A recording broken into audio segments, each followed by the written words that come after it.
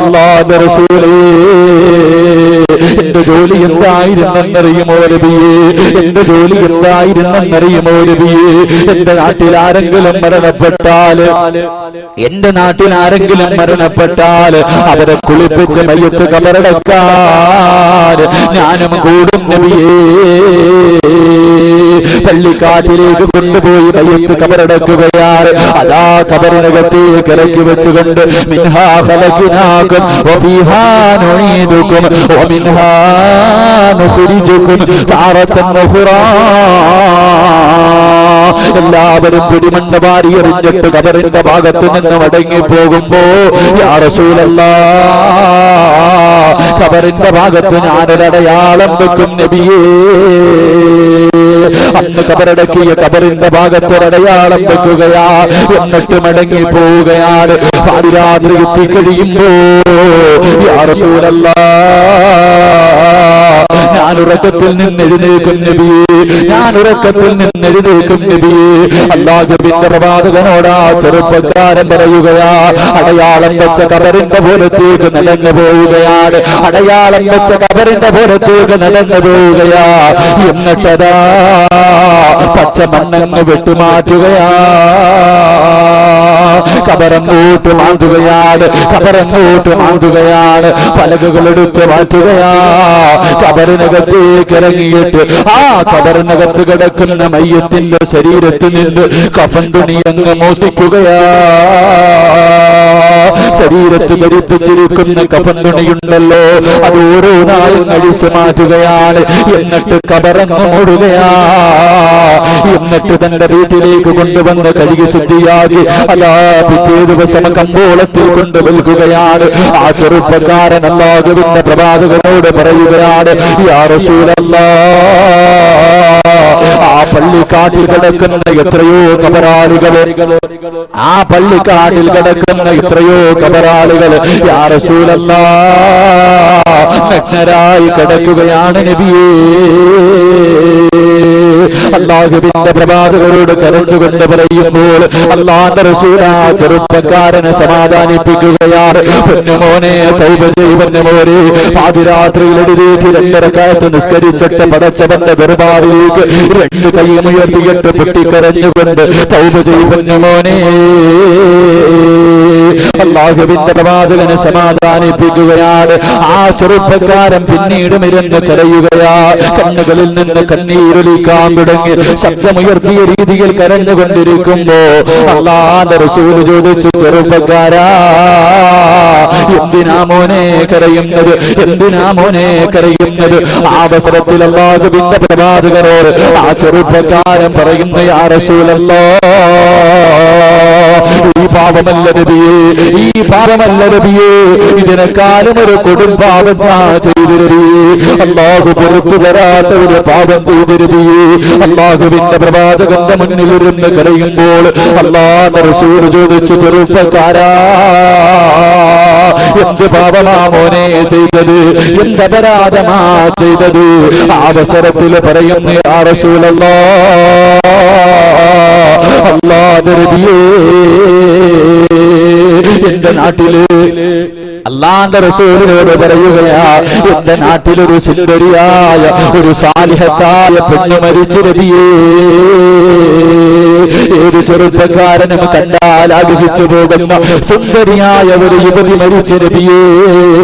മയ്യത്ത് കുളിപ്പിക്കുകയാണ്. പള്ളിക്കാട്ടിൽ കൊണ്ടുപോയി കബറടക്കുകയാണ്. ആ മയ്യത്ത് കബറിനകത്തേക്ക് ഇറക്കി വെച്ചത് ഞാനാണ് നബിയേ, ഞാനാണ് നബിയേ. എന്റെ കൈകൊണ്ടാണ് മയ്യത്ത് ഇറക്കി വെച്ചത്. കബറിന്റെ മുകളിലേക്ക് പലകളിൽ വെച്ച് മണ്ണുകിട്ട് മോടിയിട്ട് മീസാങ്കല്ലും നട്ടിട്ട് എല്ലാവരും കബറിന്റെ ഭാഗത്ത് നിന്ന് മടങ്ങുമ്പോ യാ റസൂലല്ലാഹ്, ആ കബറിന്റെ ഭാഗത്തൊരടയാളം വെച്ചു നബിയേ. കബറിന്റെ ഭാഗത്തടയാളം വെക്കുകയാണ്. എന്നിട്ട് മടങ്ങി വരികയാണ്. പാതിരാത്രിയുടെ നിശബ്ദതയിൽ എല്ലാവരും ഇറങ്ങിക്കഴിയുമ്പോൾ ആ ചെറുപ്പക്കാരൻ എഴുന്നേൽക്കുകയാ. എന്നിട്ട് അടയാളം വെച്ച കബറിന്റെ പുറത്തേക്ക് നടക്കുകയാ. എന്റെ പ്രിയപ്പെട്ടവരെ, കബറിന്റെ ഭാഗത്ത് പോയിട്ട് മണ്ണങ്ങോട്ട് മാന്തുകയാണ്. ആ മൂടിയ കബറങ്ങോട്ട് മാന്തുകയാ. എന്നിട്ട് കബറിനകത്തേക്ക് ഇറങ്ങുകയാ. ആ പെണ്ണിന്റെ ശരീരത്ത് ധരിപ്പിച്ചിരിക്കുന്ന കഫൻ തുണിയുണ്ടല്ലോ അതങ്ങോട്ട് ഒഴിച്ചു മാറ്റുകയാ. ഖബറിന്റെ മുകളിലേക്ക് കയറുകയാണ്, ഖബറിന്റെ മുകളിലേക്ക് കയറുകയാണ്, ഖബറങ്ങ് മൂടുകയാ. എന്നിട്ട് പള്ളിക്കാട്ടിലൂടെ കുറച്ചങ്ങോട്ട് നടക്കുകയാ. കുറച്ചങ്ങോട്ട് നടന്നു കഴിയുമ്പോ ആ ചെറുപ്പക്കാരന്റെ മനസ്സിന്റെ ഉള്ളിലേക്ക് ശരീരത്തിൽ ഒരു തുള്ളി വസ്ത്രം പോലുമില്ലാതെ ഖബറിനകത്ത് കിടക്കുന്ന സുന്ദരിയായ പെണ്ണിന്റെ ശരീരം കടന്നു വരികയാ. ആ ശരീരം ഓർമ്മ വരികയാ. ആ ചെറുപ്പക്കാരൻ മടങ്ങി വന്ന് ചെറുപ്പക്കാരാ ഖബറിനടുക്കലേക്ക് മടങ്ങി വന്നിട്ട് ആ ഖബർ വീണ്ടും അങ്ങോട്ട് മാന്തുകയാണ്. വീണ്ടും രണ്ടാമതും ഖബറങ്ങ് മാന്തുകയാ. എന്നിട്ട് ഖബറിനകത്തേക്ക് ഇറങ്ങിയിട്ട് ആ സുന്ദരിയായ പെണ്ണിന്റെ ശരീരം കണ്ടപ്പോൾ വികാരം തോന്നിയിട്ട് മരിച്ചു കിടക്കുന്ന മയ്യത്തായ ആ പെൺകുട്ടിയുടെ ശരീരത്തിനെ ഖബറിനകത്തിട്ട് പരിചരിക്കുകയാ. അല്ലാഹുവിന്റെ റസൂലിന്റെ മുന്നിലിരുന്നു കൊണ്ട് മരിച്ചു കിടന്ന മയ്യത്തിനെ ഖബറ് മാന്തിയിട്ട് ആ പെണ്ണിനെ ഖബറിനകത്തിട്ട് വ്യതിചരിച്ചെന്ന് അല്ലാഹുവിന്റെ പ്രവാചകന്റെ മുന്നിലിരുന്ന് കരഞ്ഞുകൊണ്ട് പറയുമ്പോ അല്ലാഹുവിന്റെ റസൂലിന്റെ ശരീരം തളർന്നു പോവുകയാ. പ്രവാചകന്റെ കണ്ണുകൾ നിറയാൻ തുടങ്ങി. അല്ലാഹുവിന്റെ റസൂല് മിണ്ടുന്നില്ല. ആ ചെറുപ്പക്കാരൻ ചോദിക്കുന്നു, നബിയേ ഫഹലി മിനത് തൗബ, അല്ലാഹു എനിക്ക് പുറത്തു തരുമോ നബിയേ?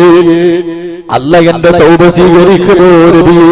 പൊട്ടിക്കരഞ്ഞുകൊണ്ട് ആ ചെറുപ്പക്കാരൻ ചോദിക്കുമ്പോൾ, എന്റെ പൊന്നുമോനെ, ഇതുപോലെ ഒരു പാപം നിങ്ങൾ ആരെങ്കിലും ചെയ്തിട്ടുണ്ടോ? ഇതുപോലെ ഒരു പാപം നീ ചെയ്തിട്ടുണ്ടോ? അല്ലാഹുവിന്റെ ഖുർആൻ പറഞ്ഞതെന്തെന്നറിയുമോ? عبادي الذين أشرفوا على أنفسهم لا تقنطوا من رحمة الله. അല്ലാഹുവിന്റെ ഖുർആൻ പറയുകയാ, നബിയേ എന്റെ ദാസന്മാരോട് പറ നബിയേ, എന്റെ അടിമകളോട് പറ നബിയേ, അവരെത്ര വലിയ അക്രമം ചെയ്തവരാണെങ്കിലും അവരെത്ര വലിയ അനീതി ചെയ്തവരാണെങ്കിലും എന്നോടൊന്ന് ചോദിക്കാൻ പറ നബിയേ, പറ നബിയേ, അവർക്ക് ഞാൻ പുറത്തു കൊടുക്കാൻ നബിയേ എന്ന് പടച്ചവന്റെ പരിശുദ്ധ ഖുർആൻ പറയുമ്പോ, എന്റെ പ്രിയപ്പെട്ടവരെ, ഖബറിനകത്ത് കടന്ന് വ്യഭിചരിച്ച മനുഷ്യന് പോലും അല്ലാഹു പുറത്തു കൊടുത്തെന്ന് ചരിത്രം പറയുമ്പോ, എന്റെ പ്രിയപ്പെട്ട ചെറുപ്പക്കാരാ, നന്നാവണമെങ്കിൽ നന്നായിക്കോ പൊന്നുമോനെ. ഇന്നത്തെ ദിവസം നിന്റെ ജീവിതത്തിലെ അവസാനത്തെ രാത്രിയാവോനെ. എന്റെ പ്രിയപ്പെട്ട പെങ്ങളെ, ഇന്നലെ വരെ നീ സീരിയൽ കണ്ടവളായിരിക്കാം, ഇന്നലെ വരെ ജമാഅത്ത് നമസ്കാരം 5 നേരത്തെ വഖ്ത് നിസ്കാരം കളാക്കിയവരായിരിക്കാം, ഖുർആൻ ഓതാത്തവളായിരിക്കാം, തലമറയ്ക്കാത്തവളായിരിക്കാം, ഭർത്താവിനെ വഞ്ചിച്ചവളായിരിക്കാം. പൊന്നുമോളെ, ഇന്നത്തെ ദിവസം നിന്റെ ജീവിതത്തിലെ അവസാനത്തെ രാത്രിയാ. നന്നാവണമെങ്കിൽ നന്നായിക്കോ. വീട്ടിലേക്ക് കടന്നു ചെന്നിട്ട് പടച്ചവന്റെ മുന്നിലേക്ക് അല്ലാഹു പാതിരാത്രിയുടെ നിശബ്ദതയിൽ ഒന്നാം ആകാശത്തിൽ വന്ന് പടച്ചവൻ ഭൂമിയിലേക്ക് നോക്കി നിൽക്കുകയാ. ചോദിക്കുന്നവന് പുറത്തു കൊടുക്കാൻ, പശ്ചാത്തപിക്കുന്നവന് പുറത്തു കൊടുക്കാൻ പാതിരാത്രി 2 റക്അത്ത് നിസ്കരിച്ചിട്ട് സുജൂദിൽ കടന്നുകൊണ്ട് പടച്ചവരോട് പറമോളെ, അല്ലാഹുവേ തെറ്റുപറ്റി പടച്ചവരെ, പടച്ചവരെ തെറ്റുപറ്റി പടച്ചവരെ, പൊട്ടിക്കരഞ്ഞുകൊണ്ട് പടച്ചവരോട് തൗബ ചെയ്യാൻ തീരുമാനിച്ചോ. പിന്നത്തേക്ക് മാറ്റിവെക്കല്ലേ ചെറുപ്പക്കാരാ, നാളെയാകട്ടെ നാളെയാകട്ടെ എന്ന് മാറ്റിവെക്കല്ലേ പൊന്നുപോരെ. എന്റെ പ്രിയപ്പെട്ടവരോട് പറയുകയാ, ഇന്നലെ കണ്ടവനെ കാണാത്ത ദുനിയാവല്ലേ, ഇന്നലെ കണ്ടവനെ കാണാത്ത ദുനിയാവല്ലേ. കാസർഗോഡ് ജില്ലയിൽ ഹംസ എന്ന ചെറുപ്പക്കാരൻ വിവാഹം കഴിഞ്ഞ് 11 വർഷമായി, മക്കളില്ലാതെ എല്ലാ മജ്‌ലിസും ദുആ ചെയ്യുകയാണ്, എല്ലാ മജ്‌ലിസിലും സദഖ തന്നിട്ട് ദുആ ചെയ്യിപ്പിക്കുകയാണ്.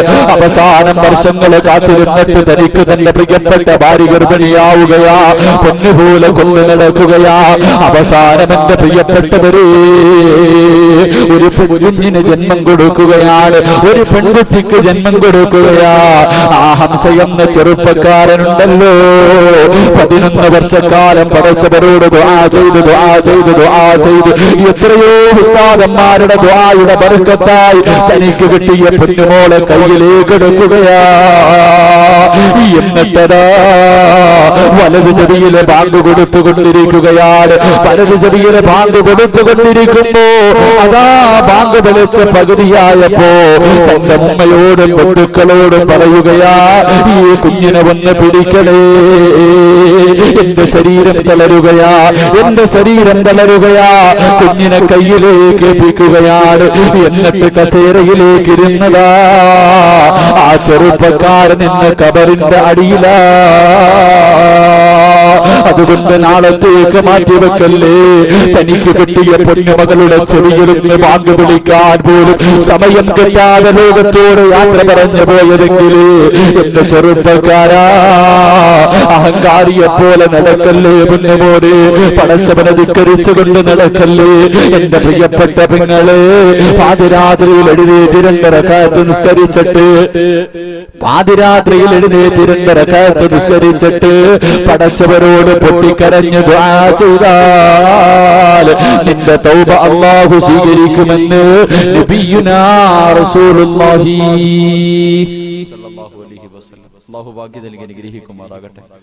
എന്റെ പ്രിയമുള്ള സഹോദരങ്ങളെ, ദുഃഖങ്ങളും ദുരിതങ്ങളും ജീവിതത്തിൽ കടന്നു വരുമ്പോൾ ഒരു കാര്യം മനസ്സിലാക്കുക, എന്ത് അല്ലാഹ് നിനക്ക് എന്തോ നല്ലത് തരാൻ പോകുന്നു.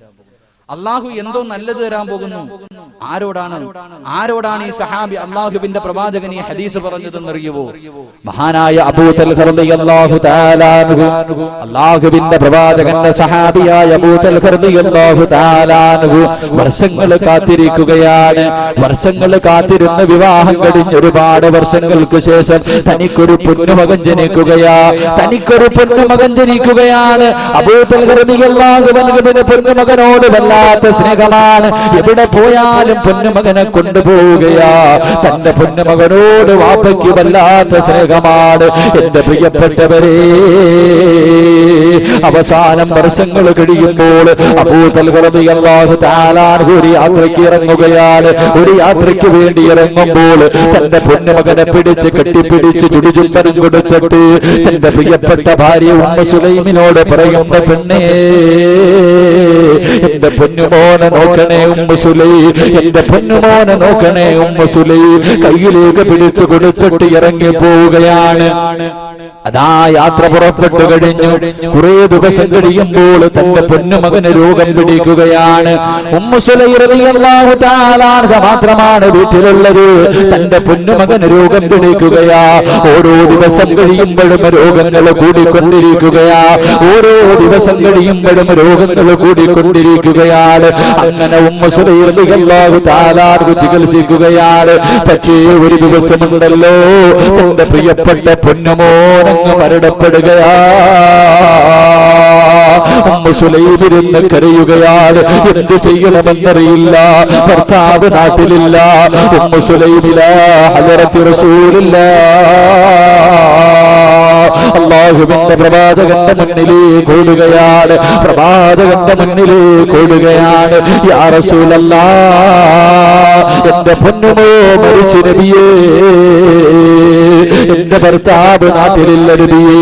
അല്ലാഹുവിന്റെ പ്രവാചകൻ പറയുന്നു, ഉമ്മു സുലൈം, ക്ഷമിക്കും ഉമ്മു സുലൈം, പടച്ചവനെ ശുക്ർ ചെയ്യും ഉമ്മു സുലൈം. അല്ലാഹുവിന്റെ പ്രവാചകനെ സമാധാനിപ്പിക്കുമ്പോൾ എന്റെ പ്രിയപ്പെട്ടവരെ, ഉമ്മു സുലൈം റളിയല്ലാഹു തആല അൻഹ ചോദിക്കുന്നു, നബിയേ, എന്റെ ഭർത്താവ് നാട്ടിലില്ല നബിയേ, എന്റെ ഭർത്താവ് നാട്ടിലില്ല നബിയേ, എന്റെ ഭർത്താവ് നാട്ടിലില്ല, എന്ത് ചെയ്യണമെന്ന് ചോദിക്കുമ്പോൾ അല്ലാഹുവിന്റെ പ്രവാചകൻ മയ്യത്ത് കുളിപ്പിച്ച് കബറടക്കാൻ പറയുകയാണ്.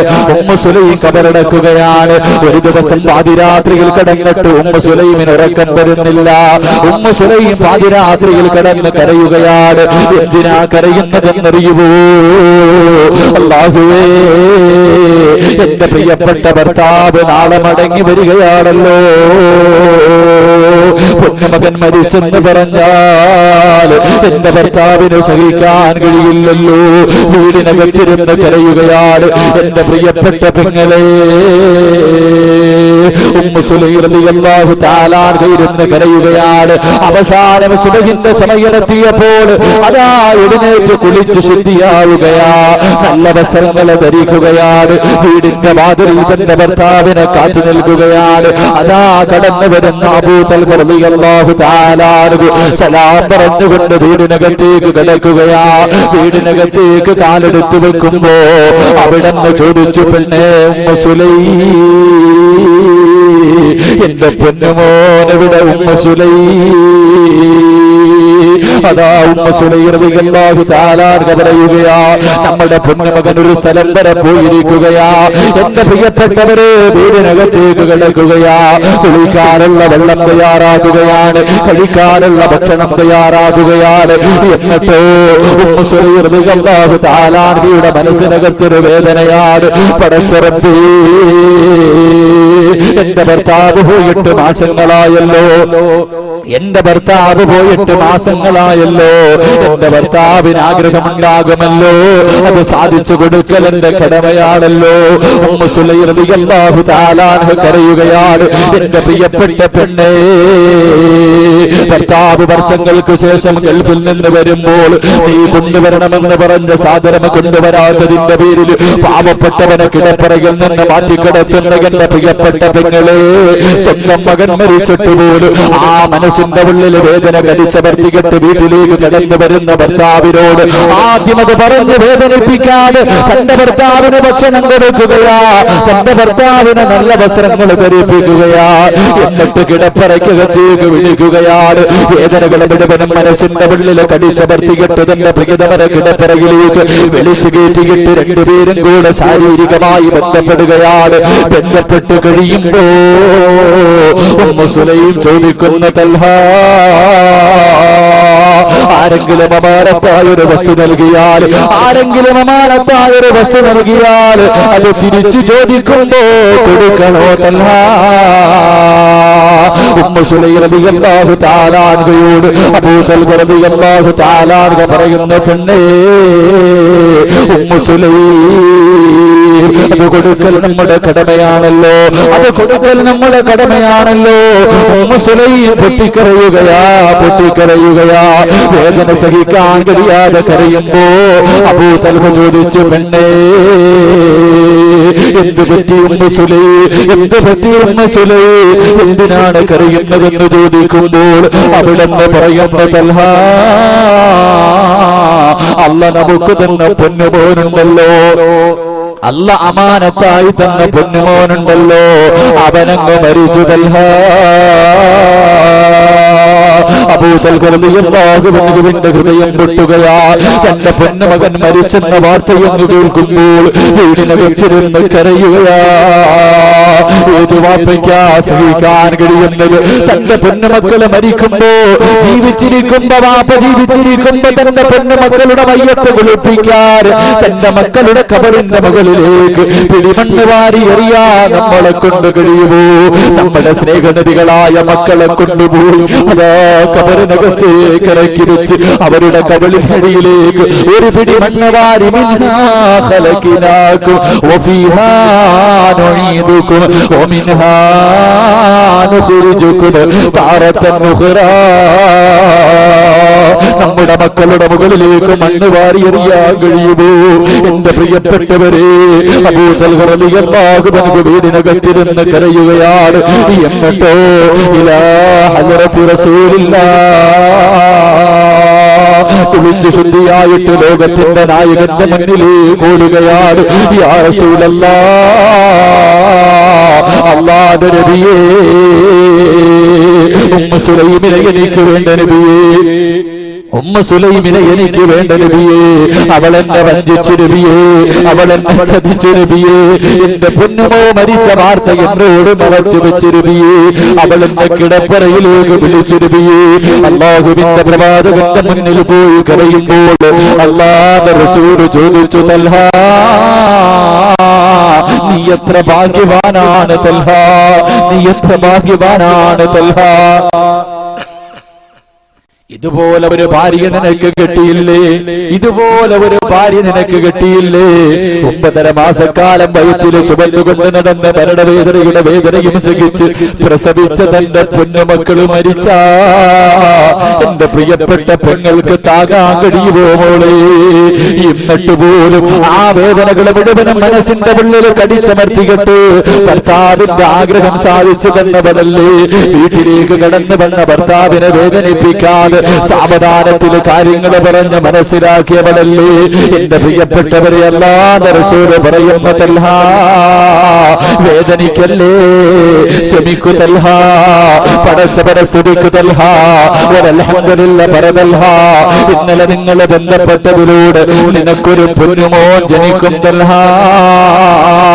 അവന് അല്ലാഹു ബർക്കത്ത് നൽകുമെന്ന് അല്ലാഹുവിന്റെ പ്രവാചകൻ പറയുകയാ. രണ്ടുപേരെയും മടക്കി വിടുകയാണ്. അതാ മാസങ്ങൾ കഴിയുകയാണ്. Ummu Sulaim ഗർഭിണിയാവുകയാണ്. Ummu Sulaim ഗർഭിണിയാവുകയാ.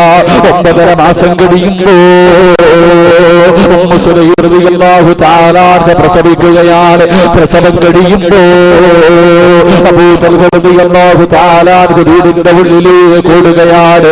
Ummu Sulaim, എന്റെ പൊന്നുമോര് പാല് കൊടുക്കല്ലേ, എന്റെ പൊന്നുമോര് ആരും തരല്ലേ.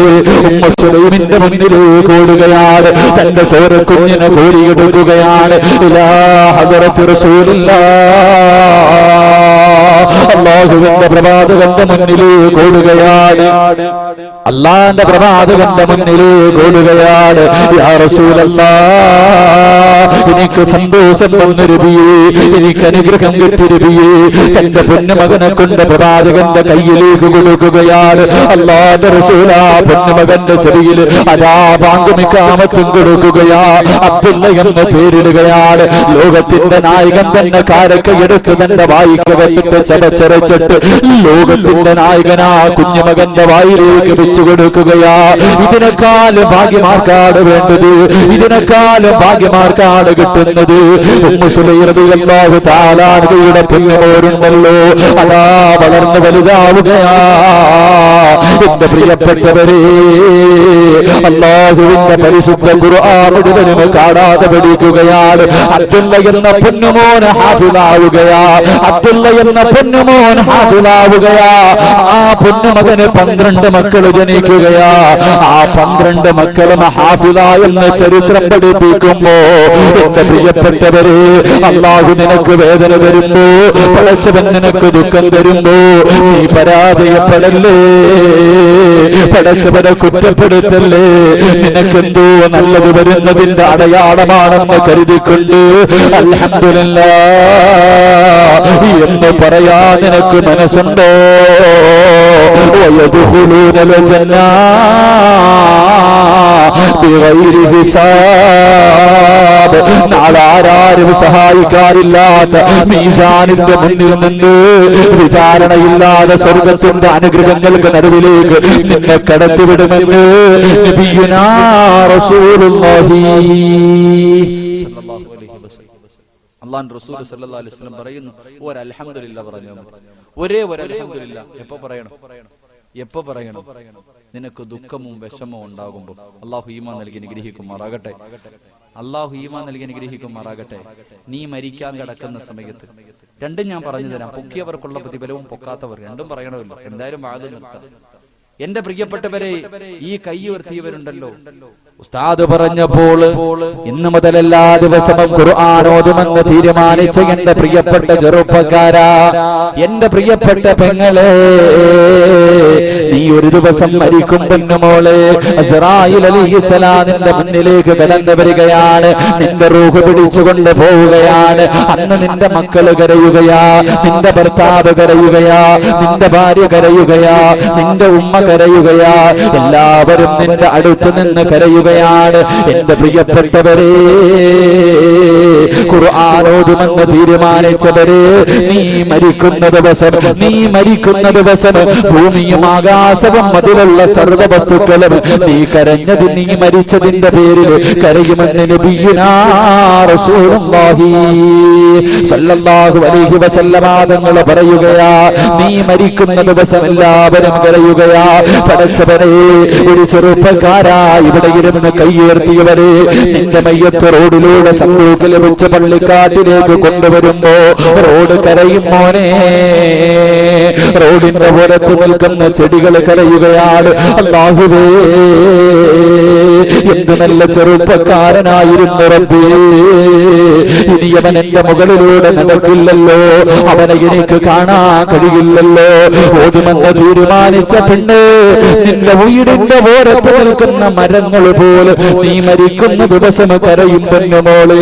നിന്റെ മരണത്തിൽ അവർ വേദനിക്കുകയാണ്. എന്റെ പ്രിയപ്പെട്ടവരെ, ഒരു നല്ല മനുഷ്യന് മരിച്ചു കഴിഞ്ഞാൽ അല്ലാഹുവിന്റെ ഖുർആൻ പറയുന്നത് പോലെ അനുസരിച്ചുകൊണ്ട് ജീവിച്ച ഒരു മനുഷ്യൻ മരിച്ചു കഴിഞ്ഞാൽ, എന്റെ പ്രിയപ്പെട്ടവരെ, 3 ദിവസം കഴിയുമ്പോ നമ്മുടെ മക്കൾ മറക്കും, അല്ലെങ്കിൽ 7 കഴിയുമ്പോ മറക്കും. എന്നിട്ട് 40 വരെ കാത്തു നിൽക്കാതെ 10ന്റെ അന്ന് നമ്മുടെ വീട്ടിലെല്ലാവരെയും വിളിച്ചുകൂട്ടി 70,000 ദിക്ർ പറഞ്ഞിട്ട് എല്ലാവരും അവരുടെ ജോലി തീർക്കുകയാ. പിന്നെ വാപ്പാനെ കുറിച്ച് ഓർമ്മയില്ല, ഉമ്മയെ കുറിച്ച് ഓർമ്മയില്ല, ഭർത്താവിനെ കുറിച്ച് ഓർമ്മയില്ല. നമ്മുടെ പ്രിയപ്പെട്ട ഭാര്യ മറ്റൊരു വിവാഹത്തിന് തയ്യാറെടുക്കുകയാ. പക്ഷേ 40 ദിവസത്തോളം എന്റെ പ്രിയപ്പെട്ട ചെറുപ്പക്കാരാ, നീ മരിച്ചതിന്റെ പേരിൽ ആകാശവും ഭൂമിയും കരയുമടാ. ആരൊക്കെ മറന്നുപോയാൽ നിന്നെ ഭൂമിയും ആകാശവും മറക്കില്ലടാ. 40 ദിവസം അവർക്ക് വേദനയാ നീ മരിച്ചതിന്റെ പേര്. രണ്ടാമത്തെ പ്രതിഫലം എന്തെന്നറിയുമോ? ഇവരെല്ലാം മരിച്ച ദിവസത്തിൽ, ഇവരെല്ലാം നീ മരിച്ച ദിവസം ഇവരെല്ലാവരും കരയുകയാണ് മോനെ. പക്ഷേ അന്ന് നിന്റെ മുഖത്ത് പുഞ്ചിരിയാ. എപ്പോഴാ ചിരിക്കേണ്ടതെന്നറിയുമോ? എപ്പോഴാ സന്തോഷിക്കേണ്ടതെന്നറിയുമോ? ജീവിതത്തിൽ ഒരിക്കൽ മാത്രമേ ചിരിക്കാവൂ ചെറുപ്പക്കാരാ. അത് കോമഡി കാണുമ്പോഴല്ല, അത് സിനിമ കാണുമ്പോഴല്ല, അത് സന്തോഷം വരുമ്പോഴല്ല, അത് മക്കളുടെ പുഞ്ചിരി കാണുമ്പോഴല്ല. എപ്പോഴാ ചിരിക്കേണ്ടതെന്നറിയുമോ? അന്തല്ലദീ വലദത് ഉമ്മുക ബാക്കിയാ വന്നാസു ഹൗലക യൽഹഖൂന സുറൂറാ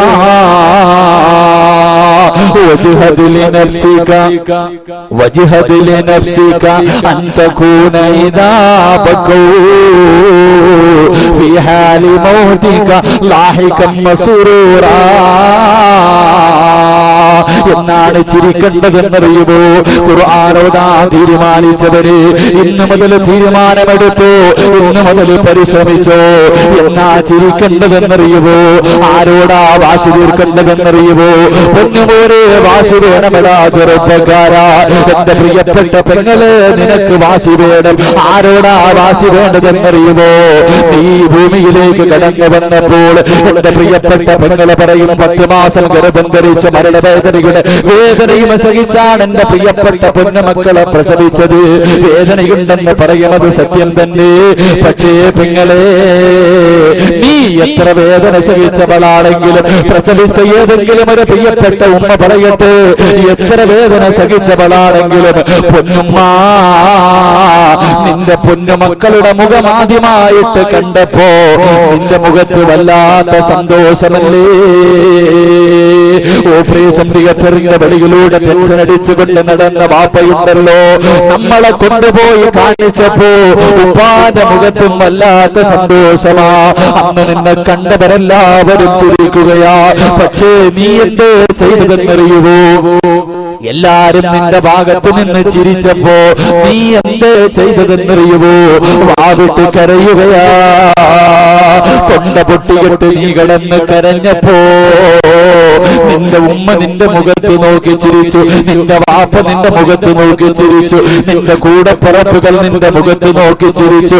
അതുകൊണ്ട് പൊന്നുമോനെ, വജ്ഹദ് ലിനഫ്സിക അൻ തകൂന ഇദാ ബകൂ, ഇവരോടൊക്കെ പകരം പകരം വീട്ടണ്ടേ ചെറുപ്പക്കാരാ? നീ കരഞ്ഞ സമയത്ത് നിന്റെ മുന്നിൽ വന്ന് നിന്ന് ചിരിച്ചവരോട് പ്രതികാരം ചെയ്യണ്ടേ? എപ്പോഴാ ചെയ്യേണ്ടതെന്നറിയുവോ? ഫീ ഹാലി മൗതിക ലാഹികം മസ്റൂറാ. മൂന്ന് കഷ്ടം തുണിയിലെ പുതഞ്ഞിട്ട് നിന്റെ വീടിനകത്ത് നിന്റെ മയ്യത്തിങ്ങനെ നീണ്ടു നിവർന്ന് കിടക്കുമ്പോ വാപ്പ നെഞ്ചത്തടിച്ച് കരയുകയാ, ഉമ്മ വിളിച്ചു പോവുകയാ, കൂടെ പിറപ്പുകൾ പൊട്ടിക്കരയുകയാ, കൂട്ടുകാര് മുഴുവനും ചാരി നിന്ന് കരയുകയാ. അവരെല്ലാവരും കരയുന്ന ദിവസം അവരുടെ മുഖത്ത് നോക്കിയിട്ട് പുഞ്ചിരിച്ചുകൊണ്ട് കിടക്കാൻ നിനക്ക് ആഗ്രഹമുണ്ടോ ചെറുപ്പക്കാരാ? നിനക്ക് ആഗ്രഹമുണ്ടോ പൊന്നുപോലെ? ഇന്ന് മുതൽ പടച്ചവന്റെ ഖുർആൻ എടുത്തോ, ഇന്ന് മുതൽ പടച്ചവന്റെ ഖുർആൻ ഓതിക്കോ. നിനക്ക് കിട്ടുന്ന രണ്ടാമത്തെ പ്രതിഫലം എന്താ? നീ മരിക്കുന്ന ദിവസം ഈ ഭൂമിയും ആകാശവും കരയുകയാ. അവരെല്ലാം കരയുമ്പോ നിന്റെ മുഖത്ത് പുഞ്ചിരി ഉണ്ടാകുമെന്ന് നബിയുനാ റസൂലുള്ളാഹി. ഈ മജ്‌ലിസിൽ ഇരുന്ന് നല്ല ഒരു തീരുമാനം എടുത്തവർ എല്ലാരും കരയുന്ന ദിവസം നിന്റെ മുഖത്ത് പുഞ്ചിരി ഉണ്ടാകും. അള്ളാഹു നിലനിർത്തി തരുമാറാകട്ടെ, അള്ളാഹു നിലനിർത്തി തരുമാറാകട്ടെ. ഒരു ദിവസം ഞങ്ങൾ ഒരു വെള്ളിയാഴ്ച ദിവസം മരിച്ച വീട്ടിലേക്ക് കടന്നു ചെന്നപ്പോ രണ്ടുപേരും പള്ളിയിൽ പോകാത്തൊരു ദിവസമായിരുന്നു. രണ്ടുപേരും അന്ന് ജമാഅത്തിൽ പള്ളിയിലില്ല. ഞങ്ങളൊരു മരിച്ച വീട്ടിലേക്ക് പോയി. വീട്ടിലേക്ക് കടന്നു ചെന്നപ്പോ ആ ചെറുപ്പക്കാരന്റെ ഭാര്യ മരണപ്പെട്ടു പോയി. ആ ചെറുപ്പക്കാരനെ ഇങ്ങനെ സമാധാനിപ്പിക്കുമ്പോ ആ ചെറുപ്പക്കാരൻ പറഞ്ഞു, ഉസ്താദേ, എനിക്ക് ഇതുപോലെ രണ്ട് മക്കളെ പെറ്റ് തന്നിട്ടാണല്ലോ എന്റെ ഭാര്യ മരണപ്പെട്ടത്. എന്റെ പ്രിയപ്പെട്ടവരെ വല്ലാത്ത അത്ഭുതം തോന്നി. എന്തേന്ന് ചോദിച്ചപ്പോ രണ്ടാമക്കളും 13 വയസ്സുള്ള ഇർഫാനും 9.5 വയസ്സുള്ള സുഫിയാൻ എന്ന് പറയുന്ന രണ്ട് മക്കൾ. അതിലെ മൂത്തവൻ ഹാഫിള, രണ്ടാമത്തവന് 10 ജുസു കാണാതെ പഠിച്ചിട്ടുണ്ട്. ഹാഫിള ഇങ്ങനെ പഠിക്കുന്ന ഒരു മോനും ഹാഫിളായ ഒരു മകനെയും പെറ്റ് തന്നിട്ടാണല്ലോ എന്റെ ഭാര്യ മരണപ്പെട്ടത്. എനിക്കിതിൽ കൂടുതൽ എന്താ വേണ്ടത്? വീടിന്റെ ഉള്ളിലേക്ക് വെള്ളമെടുക്കാൻ വേണ്ടി കടന്നുപോയി. ആ സമയത്ത് ബാക്കവി അടുത്ത് നിന്ന ചെറുപ്പക്കാരനോട് ചോദിച്ചു, എന്തേ ഇങ്ങനെ പറഞ്ഞേ, എന്തേ ഇങ്ങനെ പറഞ്ഞത്? ആ അവസരത്തിൽ പറഞ്ഞു, ഉസ്താദേ, ഈ സഹോദരിയുടെ മയ്യത്ത് പള്ളിയിൽ കൊണ്ടുപോയി നിസ്കരിക്കാൻ വെച്ചപ്പോ ഈ ഹാഫിളായ മകൻ കടന്നു വന്നിട്ട് ഉസ്താദിന്റെ കൈ പിടിച്ചിട്ട് പറഞ്ഞു, അത്രേ, ഉമ്മയുടെ മയ്യത്ത് ഞാൻ നിസ്കരിക്കും. എന്റെ ഉമ്മ എന്നോട് ഒരേ ഒരു കാര്യം മാത്രമേ ചോദിച്ചിട്ടുള്ളൂ. എന്റെ ഉമ്മ എന്നോട് ഒരേ ഒരു ആഗ്രഹം മാത്രമേ പറഞ്ഞിട്ടുള്ളൂ, ഹാഫിള് മയ്യത്ത് നിസ്കരിക്കണം. അതുകൊണ്ട് ഞാൻ നിസ്കരിക്കുമെന്ന് പറഞ്ഞു മയ്യത്ത് നിസ്കരിച്ചിട്ട് ആ മയ്യത്തിന്റെ മുന്നിൽ നിന്ന് കരഞ്ഞ് ദുആ ചെയ്ത് ആ മയ്യത്തിന്റെ മുന്നിലേക്ക് തളർന്നു വീണു. ഉമ്മാന്റെ മയ്യത്ത് ആറടി മണ്ണിലേക്ക് വെക്കാൻ വെളിയിലേക്ക് എടുക്കുമ്പോ തന്റെ മൂത്ത മകനെ ഹോസ്പിറ്റലിലേക്ക് ജനങ്ങൾ എടുത്തുകൊണ്ട് ഓടുകയാണ്. എന്റെ പ്രിയപ്പെട്ടവരെ, അവസാനം ആ ചെറുപ്പക്കാരൻ നിറകണ്ണുകളോടെ ഞങ്ങളോട് ചോദിച്ചു, ഉസ്താദേ, അള്ളാഹു എനിക്ക് പുറത്തു തരുവോ? അള്ളാഹു എനിക്ക് പുറത്തു തരുവോ? ബാക്കവി ചോദിച്ചു, എന്തേ അങ്ങനെ പറഞ്ഞത്? എന്തേ അങ്ങനെ പറഞ്ഞതെന്ന് ചോദിച്ചപ്പോ ആ ചെറുപ്പക്കാരൻ പറയുന്നു, ഉസ്താദേ, എന്റെ പ്രിയപ്പെട്ട ഭാര്യ ഖുർആൻ പഠിപ്പിക്കുന്നതിന്റെ മഹത്വം എവിടെ നിന്നോ പ്രസംഗിക്കുന്നത് കേട്ടിട്ട് വീട്ടിൽ വന്ന് എന്നോട് പറഞ്ഞു, നമ്മുടെ പൊന്നുമോനെ ഹാഫിളാക്കണം, നമ്മുടെ പൊന്നുമകനെ ഹാഫിളാക്കണം. മകനോട് ഒരുപാട് സ്നേഹമുള്ള ഞാനതിന് അനുവാദം കൊടുത്തില്ല. അവസാനം എന്റെ പ്രിയപ്പെട്ടവരെ വീട്ടിൽ എന്നും വഴക്കാണ് മകനെ പഠിക്കാൻ വിടാൻ പറഞ്ഞുകൊണ്ട്. എന്റെ ഭാര്യ ഒരുപാട് പ്രാവശ്യം പറഞ്ഞിട്ട് ഞാൻ കേട്ടില്ല. അവസാനം തമിഴ്നാട്ടിലേക്ക് ഞാൻ ജോലിക്ക് വേണ്ടി പോയപ്പോൾ എന്റെ പ്രിയപ്പെട്ട ഭാര്യ എന്റെ അനുവാദമില്ലാതെ എന്റെ പൊന്നുമകനെ കൊണ്ടുപോയി ഖുർആൻ പഠിക്കാൻ വിട്ടു. അവസാനം എന്റെ പ്രിയപ്പെട്ടവരെ, ആ ചെറുപ്പക്കാരൻ ഒരാഴ്ച കഴിഞ്ഞ് വീട്ടിലേക്ക് മടങ്ങി വന്നപ്പോൾ തന്റെ ഇർഫാൻ എന്ന് പറയുന്ന, തന്റെ സുഫിയാൻ എന്ന് പറയുന്ന പൊന്നുമകനെ കാണാതെ വന്നപ്പോൾ തന്റെ പ്രിയപ്പെട്ട ഭാര്യയോട് ചോദിച്ചപ്പോൾ ഭർത്താവിന്റെ അനുവാദമില്ലാതെ ഖുർആൻ പഠിക്കാൻ കൊണ്ടുവിട്ടെന്ന് പറയുമ്പോൾ കോപം സഹിക്കാൻ കഴിയാതെ തന്റെ പ്രിയപ്പെട്ട ഭാര്യയുടെ മുടികുത്തി പിടിച്ച് ഭിത്തിയിലിടിച്ച് മൂക്കിലൂടെയും വായിലൂടെയും ചെവിയിലൂടെയും ബ്ലഡ് വന്നിട്ട് പോലും ആ പ്രിയപ്പെട്ട ചെറുപ്പക്കാരൻ ഉപദ്രവം നിർത്തുന്നില്ല. ഒരുപാട് ഉപദ്രവിച്ചിട്ടും ആ പെങ്ങള് പറഞ്ഞു കൊടുത്തില്ല മകനെ പഠിക്കാൻ വിട്ട സ്ഥാപനം. അവസാനം ഇളയ മകനെ മുന്നിലിട്ട് ഉപദ്രവിക്കുന്നത് കണ്ടപ്പോൾ സഹിക്കാൻ കഴിയാതെ മകൻ നിൽക്കുന്ന സ്ഥാപനം പറഞ്ഞു കൊടുത്തപ്പോൾ തന്റെ ഓട്ടക്കകത്തേക്ക് തന്റെ പൊന്നുമകനെയും ഭാര്യയെയും ചവിട്ടി കയറ്റിയിട്ട് മകൻ പഠിക്കുന്ന സ്ഥാപനത്തിന്റെ മുന്നിൽ പോയപ്പോൾ ആ പൊന്നുമകൻ അല്ലാഹുവിന്റെ പള്ളിക്കകത്തിരുന്ന് ഖുർആൻ ഓതുകയാ. ആ പൊന്നുമകന്റെ കയ്യിൽ പിടിച്ചുകൊണ്ട് അതാ ചെറുപ്പക്കാരൻ വലിച്ചിറക്കി വെളിയിലേക്ക് കൊണ്ടുവരുമ്പോൾ ആ ആ പൊന്നുമകൻ വാപ്പയുടെ കാല് പിടിച്ചിട്ട് പറയുന്നു, ഉപ്പാ എന്നെ കൊണ്ടുപോകല്ലേ വാപ്പാ, എന്നെ കൊണ്ടുപോകല്ലേ വാപ്പാ. ഒരുപാട് സൂറത്തുകൾ ഞാൻ പഠിച്ചു കഴിഞ്ഞു, എനിക്ക് ഹാഫിളാകണം, എനിക്ക് ഖുർആൻ പഠിക്കണം, എന്റെ ഉമ്മയുടെ ആഗ്രഹമാണ്, അത് സാധിച്ചു കൊടുക്കണമെന്ന് പറഞ്ഞുകൊണ്ട് വാപ്പയുടെ കാലിൽ പിടിച്ച് പൊട്ടിക്കരയുമ്പോ ആ പൊന്നുമകനോട് വാപ്പ ചോദിച്ചു, മോനെ നിന്റെ ഉമ്മ എന്തേ ചാകാൻ പോവുകയാണോ, അവളുടെ അവസാനത്തെ ആഗ്രഹമാണോ? ഈ ചോദ്യം അങ്ങ് ചോദിക്കുമ്പോ പൊന്നുമകൻ അങ്ങ് കിടന്ന് കരയുകയാ. അതുവരെ കരഞ്ഞതുപോലെയല്ല. പിന്നെ പൊന്നുമോ മിണ്ടുന്നില്ല, സുജൂദിൽ കിടന്ന് കരയുകയാണ്. കണ്ടിട്ട് സഹിക്കാൻ കഴിയാതെ വാപ്പ അടുത്ത് ചെന്നിട്ട് ചോദിച്ചു, മോനെ എന്തിനാ കരയുന്നത്, എന്തിനാ കരയുന്നത്? ആ ചെറുപ്പക്കാരൻ പറയുന്നു, ആ ചെറുപ്പക്കാരനോട് തന്റെ പൊന്നുമകൻ പറയുന്നു, ഉപ്പാ ഒരു ദിവസം രാത്രി ഞാൻ നോക്കിയപ്പോ ഉമ്മയിരുന്ന് കരയുകയാണ്, ഉമ്മയിരുന്ന് കരയുകയാണ്. ഉമ്മാന്റെ അടുക്കൽ ഞാൻ ചെന്ന് ചോദിച്ചു, ഉമ്മ എന്തിനാ കരയുന്നത്, എന്തിനാ കരയുന്നതെന്ന് ചോദിച്ചപ്പോ ഉമ്മ പറയുന്നു, മോനെ ഉമ്മാനൊരാഗ്രഹമുണ്ടടാ, ഉമ്മയ്ക്കൊരാഗ്രഹമുണ്ടടാ, സാധിച്ചു തരുമോ? പൊന്നുമകൻ പറയുന്നു, ഉമ്മ ഞാൻ സാധിച്ചു തരാ. അവസരത്തിൽ തന്റെ പൊന്നുമകനോട് പറയുന്ന, മോൻ ആരോടും പറയല്ലേ, വാപ്പാനോട് പറയല്ലേ, ഒരാളോടും പറയല്ലേ എന്ന് പറയുമ്പോൾ തന്റെ പൊന്നുമകൻ പറയുന്നു, ഉമ്മ ആരോടും പറയില്ല. അവസരത്തിൽ 28 വയസ്സുള്ള പ്രിയപ്പെട്ട പെങ്ങള് തന്റെ പൊന്നുമോനോട്, തന്റെ പൊന്നുമകനോട് പറയുന്നു, മോനെ ഉമ്മയ്ക്ക് ക്യാൻസറാണ് മോനെ, ഒരുപാട് നാളും ജീവിച്ചിരിക്കില്ല, ഇത് ഡോക്ടർ എന്നോട് പറഞ്ഞു കഴിഞ്ഞു. അതുകൊണ്ട് ഉമ്മയ്ക്കൊരാഗ്രഹമുണ്ട്.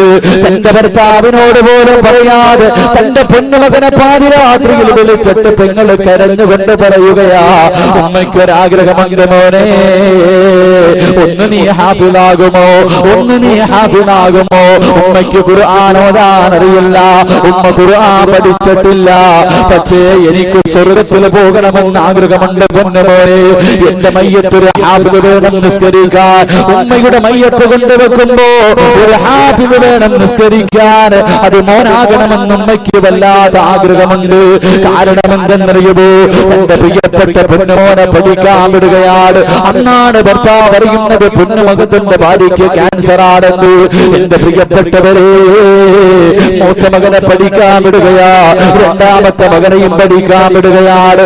അവസാനം എന്റെ പ്രിയപ്പെട്ടവരെ, ആ ചെറുപ്പക്കാരനതാ തന്റെ പ്രിയപ്പെട്ട ഭാര്യയുടെ മയ്യത്ത് കബറുടെ കീഴില്ലെന്ന് ഞങ്ങളോട് പറയുകയാണ്.